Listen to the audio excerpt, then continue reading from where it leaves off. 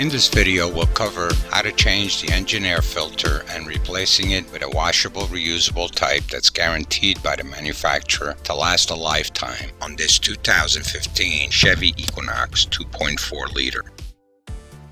The filter is located inside the square box on the passenger side of the engine.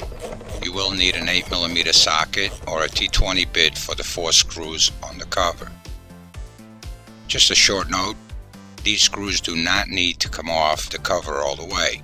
There's a clip on the inside that holds them in the holes so they can't get lost.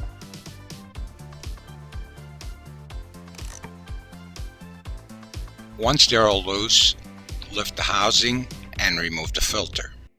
If you see any debris at the bottom of the housing, use a vacuum to remove it. We first loosen the clamp on the inlet tube and pull the cover off to be able to place the cover out of the way while we vacuum the debris. The new filter we chose is a washable, reusable type that will save you some money in the long run. They should last longer than the engine. All you do is remove it, clean it, follow the instructions and put it back in. Once the new filter is back in, place the air inlet tube back in as well.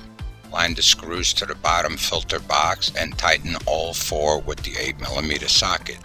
Change this filter once a year or every 20,000 miles. A dirty air filter will cause your Equinox to lose 1 to 3 miles per gallon depending on your driving. Hopefully this video helped you along the way, and if you have any questions, feel free to ask on the comments and check the description for links of all the parts and tools we used. Thank you for watching. You all have a great day.